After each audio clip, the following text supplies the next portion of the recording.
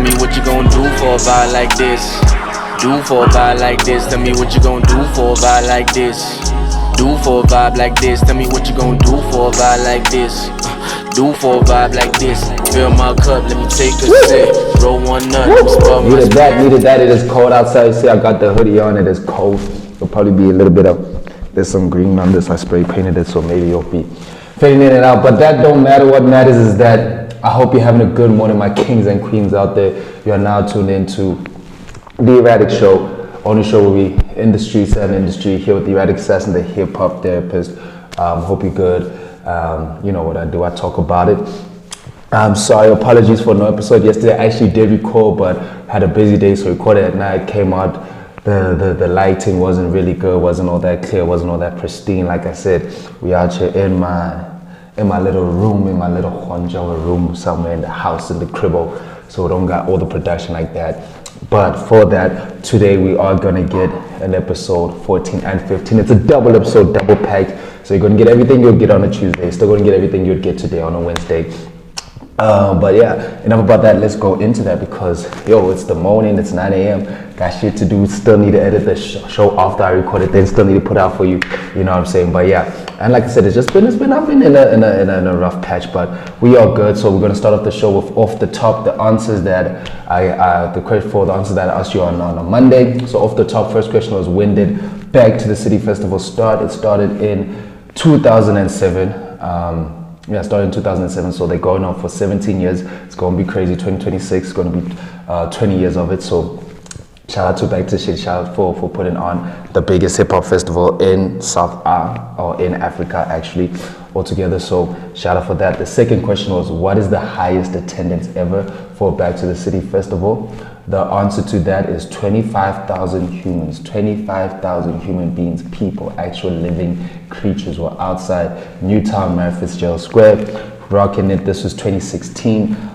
So yeah, in like a space of 11 years, man, that was crazy because in 2007 when they started, it was 3,500 people to 25,000. That's like, man, my G, that's about 8 times. 3.5, so like around 8-7 times more of the people. So that growth is crazy. That's crazy. And then finally, the last question you asked you was that in last year 2022, who are the international acts for Back to the City Festival? The answer is Keith Murray, Talib Kweli, Mr. Cheeks, and the Lost Boys. And we had a surprise Madlib come through, do his thing on stage on mic. That was beautiful. That was wonderful. So that was off the top answers. So now, when Tuesday and Newsday, we would give you the factory, and we still are. I think also yesterday's episode didn't happen because it's 1st of August. We celebrate Women's Month here in South Africa in August, especially. So the first day of August, it's kind of like a nigga, shut up. We ain't trying to hear from you. We ain't trying to hear from you. We want to hear from the woman. Nigga, you shut up. You take a break. You breathe today. You put on pause. You put on pause. You put on men. Oh, pause. Man, you know what I'm saying? Just stop with the flow. We don't need you to flow right now. Kind of crazy shit. So yeah.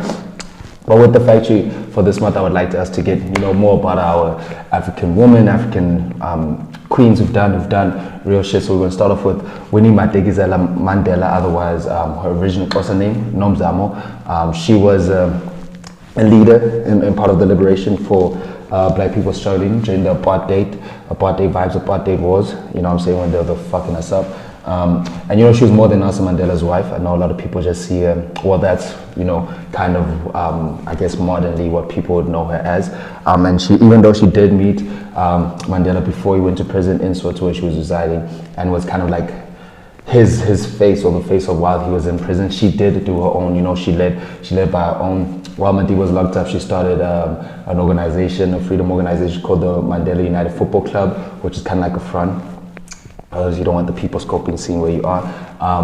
And she was kind of had a more military approach to it, like very aggressive, very violent. She had people dressing up, military uniform, outfit type steeds. Apparently, allegedly, she had bodyguards with her all the time. I say allegedly, apparently, I wasn't there, I don't know. Also, can you trust the apartheid government and what they reporting? Those niggas really didn't like us like that. They still hate us like that.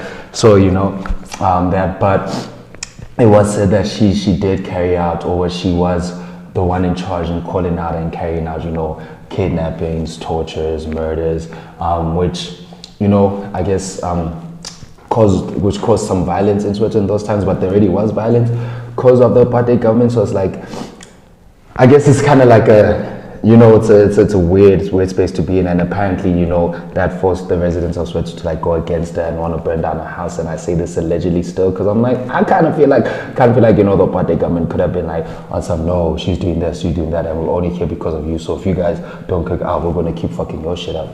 You know what I'm saying? I mean, look what happened when students just tried to protest to not speak Afrikaans. Niggas came and killed kids, killed high schoolers. So really, how much can you trust of the apartheid government? But in that, they did arrest her for that. They did. The apartheid government torture her, lock up in solitary confinement in a whole another province. I think it was somewhere out in Free State. So yeah, man, she also went through it. And then I remember when the TRCs came out, apparently they found her guilty of heinous acts against human rights and such. But I don't, and she did serve some time, but she also did serve time in the NC, so she passed away, RIP, to the Queen, 2nd April 2018. But yeah, she was, a radical in her own right, an activist in her own right, a fighter. Sometimes, I know we all like to be peaceful, sometimes we like aggression, especially in aggressive times. Sometimes it's that fight effect. So shout out to the Queen, and she is, commonly known as the mother of the nation. She was that one. And I just think that also shows that sometimes, women really do, they can be, I know people like to think, oh, women soft, they do the nature thing. Nah, they can be aggressive and hard and attack, especially when it's time to fight. Like, what I'm saying? Like, have you ever seen your mama be mad? Like, yeah, like that, like, can get like that. So shout out to, Winnie Madikizela Mandela, the life of a warrior, the life of a queen. We appreciate you and everything that you did do for us. You know what I'm saying? And we get into cultural affairs. So I just want to, as we touch on the topic of Winnie and Deebs, yesterday was also National Girlfriend's Day. So, gents, find you one who can balance out. Deebs was on the soft day, chilling here. Winnie was fresh, niggas. Mandela's the type of like, they got my order wrong. I'm just gonna eat it. Winnie's like, hey, take this plate, fuck off, take this plate. You're changing it now, my niggas not eating. You know what I'm saying? So get your queen who's gonna hold you down like that. So if you had your girl, shout out National Girlfriend's Day. I ain't got no girlfriend, I ain't got no hoes, I just got problems. Let me tell you that is a true fact. So shout out to that. And talking about radicals in South Africa and politics.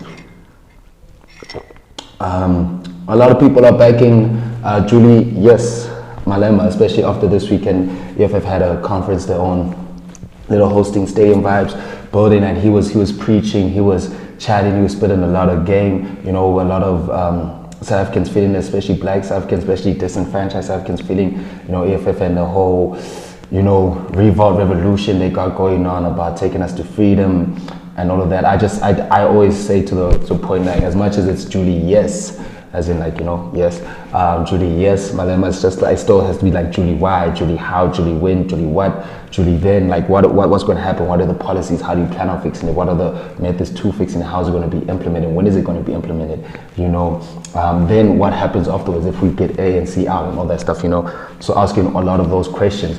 But one question I didn't feel right asking is that all of these old white apartheid dudes, because he was singing kill the Buru, kick the white man out, chance apartheid song, and he was singing that, and everyone's like, oh no, this is like white genocide. Nah, niggas, it's not. First of all, let's talk about TRC, as we talk about with Winnie. TRC, we never got an apology from no apartheid government. We never got sorry. We never got reparations. We never got a hey back. Even when we try to implement BEE, it's always, oh no, now black people want to do the quota. Now they're just doing now we gone as white people. No, now white genocide. No, it's not like that. Like, you niggas been fucked us up. We still fucked up. South Africa is like 80% black people, about 2% white people, but that 2% has the most money, the most land in it. Like, it doesn't make sense, not adding up. We're not equal in this. And it's weird when it's like apartheid, post-apartheid military dudes are writing, oh no, going against Julius and oh no, Elon Musk promoting on some this is white genocide, calling out Cyril Ramaphosa. Nah, shut up, niggas, shut up. Like, we wanna be in charge, and I've always said why people don't like it, because they know, okay, this is the violence we did to black people. If they get in charge, maybe they're gonna do that to us. And it's like, nah, y'all are maybe just a violent race. Have you thought about that? Maybe y'all just a violent race, so you think like that. Maybe we just want a nice life, a peaceful life. We don't want to have to fight in our own land for shit, you know, that y'all stole from us. How about that? How about we want our stuff back? Like, if someone steals your car and then it's like the police come in, they're like, okay, no, you're right, they did steal your car, but you know, boy, let them keep it. He said he stole it, we all good, keep it. Now you just get money and start a new car. It's gonna be like, what the fuck? No, nigga, that nigga stole my car. You should give me my car back. He should be punished, should be taken to jail. Something should be, you know, like, none of that happened. No PW, but none of these guys going to jail. Just all around freemen can talk shit, can say whatever they want. So, man, I ain't with that bullshit. So, kind of like, yeah, Juli-YES Malema, shout out to him speaking up and doing the right things. I'm talking about speaking up in countries in Africa, Africa. Sorry, the Russian African conference happened too. Everybody on board. Africans, Russian, they're like, yo, dog, we're clicking. Especially Putin came out saying that he's not doing the genetically modified foods, and not there giving, he's giving people back their land to do their things. It's kind of like, okay, we on some resurgence as well, because, you know, we embrace Brazil, Russia, India, China, South Africa. We in that little mix. So it seems like Russia, Africa's on some, yeah, dog, let's take the power back in our hands. Let's build our own economies. Let's, you know, we don't need these Western powers anymore. But I still feel like Africa, we also still in like a thing of like, even if Russia and these guys, we still got to be careful. Still got to be careful. You know, you can't just trust. We know these white people be doing us. So yeah, there's that. And even Cyril on some like, yeah, you know, we need to stop letting the Western only value us based on the minerals we drilling and whatnot. So it's nice that we kind of talking this shit, but also let's try to keep it, you know, all the plans, like, let's just move smart. Let's move smart. Sometimes moving smart is moving silently. You gotta confuse the enemy. You can't let them know what you're doing. You can't let them know. You can't just make everything official before it's official. You know what I'm saying? And talking about, you know, making things official and teaming up, gang signs, all of that. Sign language is now the official language in SA, so we got 12 official languages in SA. Shout out to diversity, shout out to including everybody, shout out to, you know, we're not doing the ableism. We want to hear your chat. And I also learned that, yo, there's different sign languages for like different, I guess, vernacs or ethnicities or countries or where you are. So that's also interesting. So we should get into that. And I think, yeah, learning sign language is good for everyone, because then even if you don't know, like if I don't know Tswana or you don't know Xhosa or whatnot, then maybe we could, like, you know, sign it out, like type gang. So shout out, yeah, just shout out to that. That's major vibes. And we want to give a big shout out. So, you know, we big fan of them. Big fan of hers. Always been has an interview out. We have a, you know, an interview out with her when you're at Bucati. Go check that out. But the Sowetan has named Ponahalo as Woman of the Year. So shout out to her. We are Ponahalians, you know what I'm saying? Because she's the queen mother from the mothership from out there. We are Ponahalians. So shout out to the queen doing everything crazy from supermodeling, writing, DJing, you know, fashion, whatnot. She was on billboards, Adidas, doing, yo, just done. She's done with the game. On Sunday, we're at Spotify. She hit us with the hip hop set. Yeah, I didn't know. I even had to tell her, like, girl, I was unfamiliar with your game like that. My bad, OG, but she made it, she killed it. Nah, she had it exploding. Nah, she was gassed up. You know what I'm saying? And talk about gassed up. Today, petrol prices increased yet again. It was said to be decreasing last week, but I guess after the whole, you know, Shandy's thing, especially after Juli-YES Malema thing. You know, after Juli-YES's chat, the dollar was like 17 rand. And now it went 18. People are like, oh, Juli-YES, so fuck that. But like petrol increased by 37 cents, diesel by 72 cents, LPG gas, so the little gas cylinders, whatnot, went down actually by 160 cents. But I guess that's because we're coming out of winter, so they're expecting people not to be using it as much. So yeah, man, shit, life is still getting a little bit expensive. Just when you thought it was good, it's not expensive, but yeah, man, the gas is up. And talking about the gas is up, what's happening with the road that got, you know, Lillian Nyong'o road that got blew up by the gas line? Like, what's the fixing? How long is it going to take to fix? That's a major road. Summer's coming up. People are going to be wanting to move in and out the city. Like, what's good? What's really good, my boy? Like, you need to see, like, you know, put pressure. This is the politics we need. If Juli-YES can come and fix the roads, niggas can't fit potholes. We want to fix them, fix that whole gas line explosion. Like, do something crazy. Do something crazy. Fix the world. Fix our country. Fix the continent. Fix the world. And as we're talking about the world, welcome to the world of sports. It is a Wednesday. A lot of things are going down this Wednesday. This Wednesday, right now, as we're speaking, Banyana is versus Italy in the FIFA Women's World Cup. They need to win this one for us to qualify into the next stage. Round of 16, we need to qualify, we need to beat them. We drew against Argentina 2-2. We lost to Sweden. It has us sitting third, just under Italy with 1 point. Italy has 3 points, we have 1 point. So if we win, we get, we'll have more points than them. Just putting us in that second position spot also by goal difference. Unless Argentina does something crazy and beats Sweden, like, I don't know, man, like 5-4-0 or something like that. So we're hoping right now, it's going on right now, hoping they win.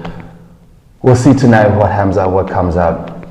I know that. And then talking about what needs to be win, Netball World Cup happening down in Cape Town. Spa Proteas versus New Zealand tonight, 5 p.m. We need to beat them so we can. So how it works is that there's the preliminary group 1 stages where there's 4 groups, and then the top 3 teams of A and B go into another group, then DC go into another group, then the top 2 teams there go into like the semis and then the finals, because it starts out with 16 teams. So it's kind of like the last round of 16, and they don't just want to go into the quarters because then tournament will be done. So then the top 2 groups are there.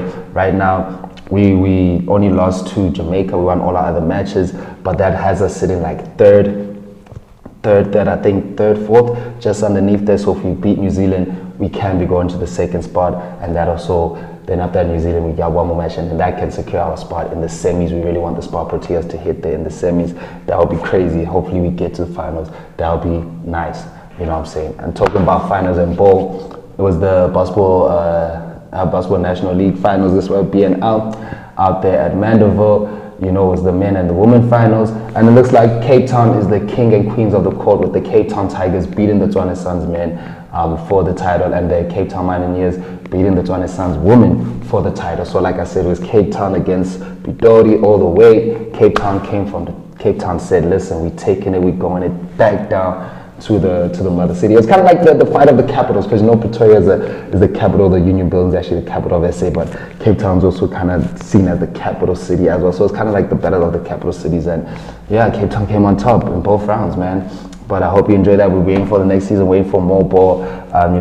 Just can't wait for the season to come back. Talking about season coming back, EPL, 1 more week, next week, and we back there. We're going to be kicking it off. Niggas going to be kicking it, going to be cooling on the couch. Ladies, sorry, you had your man now. FIFA, like in SA, football shouldn't go on until like after September. August should just be for the women. You don't need to hear about men chatting soccer and the TR. You know what I'm saying? But talk about football coming back. NFL is also coming back.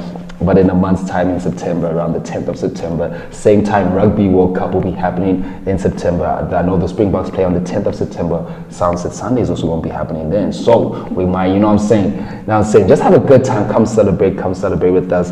So that's going to be coming. Will Lewis be coming back to Mercedes? That's what, he's going to probably be thinking about in this summer break of the F1. Will he be coming back? Will he be retiring? Will he be switching teams? Everybody anticipated for that. But I know there's a lot of comebacks. If one action that's really happening now, Friday, Canadian Open for tennis will be happening. We'll be out. They'll be rocking. So watch that. And as you're watching that, thank you for watching us. This has been the Erratic Show. We in the streets and in the street. Thank you for tuning in. I'm Erratic Assassin, the hip hop therapist. This has been a lovely vibe. Thank you guys.